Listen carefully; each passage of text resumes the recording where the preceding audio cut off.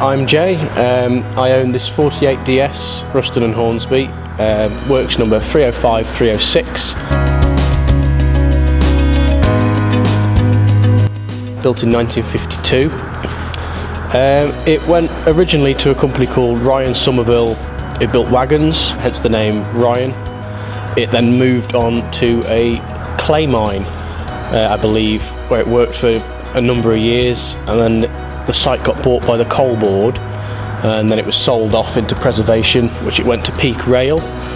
They restored it, and it came here in about 1995, 1996, and it's sat here for quite a number of years until about 2019, when I bought it and decided to spend a lot of money on it and start doing it up. We made sure that the engine actually ran, first of all, before we did anything to it. We decided that it doesn't select third gear, so we thought, right, pull the gearbox out and we'll start from there. So the gearbox came out in October of 2020 and is, as we speak, hopefully going back together today to go back in next week. That's the plan.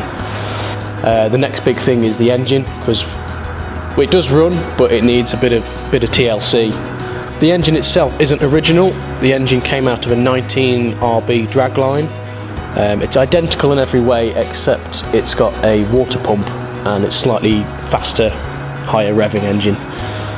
So what needs doing is, these are the cylinder heads, these four things here, and underneath there are cylinder head gaskets, and number 4 and number 2 are both what's called as blowing. They are blowing gases out the sides, which is not great for the engine, means it's down on power, and it could potentially get worse and either leak into the cooling system, which is this pipe here, and hydraulic the engine, which means the engine is then scrap. So for the sake of 4 head gaskets, we're going to take all 4 heads off and replace them, because we can get them off the shelf for now anyway, so I'm just going to get them ordered. That's the main issue with the engine.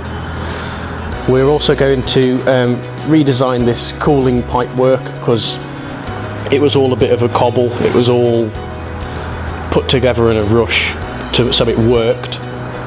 And we're probably going to remove this water pump here, because it's out of a drag line. When it was in a machine, it's got no airflow coming past it, so it needed a water pump to pump the coolant round to keep it cool.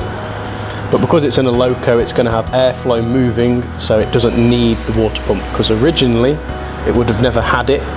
It would have been what's known as thermosiphon, which is hot water goes to the top, comes back down and cools. It just goes through the radiator. It cools itself basically under gravity, because this is, again, dragline spec. It would be at an angle, so it falls and cools and goes round. So we might do that, we might not. All depends on if we can get the bits. We're going to redesign this oil filter housing.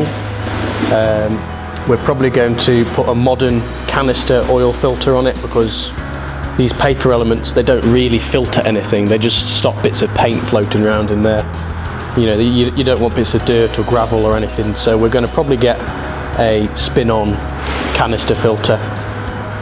The same with the fuel filters, which aren't currently fitted. We've removed all that, ready for this engine to be removed. We're going to probably redesign it so that this plate comes off, and we're going to have the fuel filters here right next to the oil filter. It makes servicing the engine far easier, because that's your water drain for the engine. So when you want to drain the coolant, simply open the tap, drains away, take your oil filter off, take your fuel filters off, service it. It's all on one side then. Makes life a lot easier. Moving on to the fuel pump itself. This is what's known as an inline mechanical fuel pump. It's basically got like a camshaft inside it, which turns plungers, which pumps fuel to the injectors, which then injects fuel into the cylinder, which then combusts, turning the engine over. The pump itself does actually work, the engine runs, but we're probably going to send it away for what's known as phasing and calibrating, and also cleaning, because as you can see it's a bit gammy. So when that comes back, hopefully that'll be like new, and then we just time the engine back up, and then that'll hopefully give us no problems. That's the plan. So this is the dynamo. Originally this would have basically charged the battery back up and provided the electrical power for your lights, your starter motor, things like that.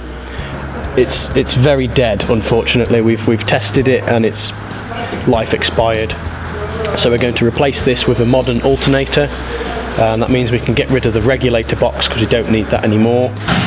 We'll stick a modern alternator on it which is self-regulating, and it means it'll charge the batteries quicker and the lights will be brighter, and it makes life much easier. This is the water pump, driven by a belt from the crankshaft. As I said earlier, it's not essential because the engine originally would have been thermosiphon, but if it works we might keep it. It might make life a lot easier rather than redesigning the whole cooling system. Originally there would have been a fan here. We have removed that since to ease removal of the engine. We have all got that, that's all been overhauled, that works fine. And there is a bracket here missing to hold the fuel pump down. There's currently nothing holding it in place. That does need replacing or remanufacturing because I can't go out to Ruston Hornsby and buy one off the shelf anymore. And just over there you might be able to see this linkage here. That is broken, so that will need replacing or repairing. So currently we've had 2 gearboxes, and just on the floor down there, those are most of the remnants of the first spare gearbox we've got. If we didn't have the spare gearbox at this point, we'd be stuffed because most of the bits in the overhauled gearbox have come from the spare, such as bearings, idling teeth, all sorts of bits. And the steel bands that the clutches grip themselves, because on the Locos one they were warped and distorted, in the spare one they were less so we went for the best of both. We're creating one good gearbox. We've had the sandboxes out as well. We've overhauled all 4 of them, so the Loco will have working sanders, that's the plan. I've had new pipes made to deliver the sand to the rail wheels.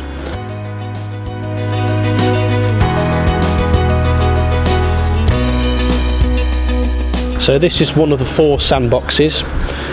We've had these out, they were all very seized up. We've freed them all up and they're hopefully good to go. So what the sandboxes do, they're literally just a storage bin for dry sand, and in the cab there are 2 foot pedals, one for the front and one for the rear, and all the foot pedal does is it simply turns this rod which pulls the valve off its seat, allowing sand to fall down the valve, through the hole, through the tube to the rail wheels, delivering sand to the rail head, which helps with grip. So it helps you slow down, stop, or gain traction while trying to pull a heavy load of wagons. Other things like the electrical systems, the starter motor is pretty good and it's rare as hen's teeth, so I want to keep it that way. As I said before, the dynamo we're going to replace, and the headlights have all been overhauled as well, so I've got 2 brand new working headlights, a cab light as well. I've been out and purchased an original Ruston Hornsby cab light. The only thing I'm not fitting is a cab heater because it doesn't really need it.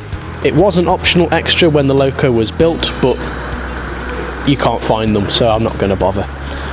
And it means we're going to have to redesign this even more if I was to have a cab heater, so it's not worth the hassle. Other notable things that we've done so far, I say all the buffers have been off, they've all been cleaned, tapped, rethreaded, dyed down, and these bolts on the front here which hold the nose cone on, they were all sheared off, so I've drilled, tapped, had new studs made for the nose cone, which the bodywork itself is in reasonable condition. The nose cone, the bonnet doors and the fuel tank we're going to send away for shot blasting, because it means we can get on with other more important things such as the engine, and it's a couple of £100 and they come back like new, so let someone else deal with it. Things such as the windows, I have got all the glass and they're all in pretty good condition. The only thing I have had to replace is the cab side windows, the sliding windows, as they were non-existent, unfortunately. So I've had some of those made by a local place just in Bloxwich. They weren't exactly cheap, as you can imagine, but still, it means it'll have windows, which keeps the rain out, which is quite useful. Thank you for watching. If you like this video, please consider giving it a like and subscribing if you're not already. And if you fancy, click the notification bell so you're notified when we upload future videos.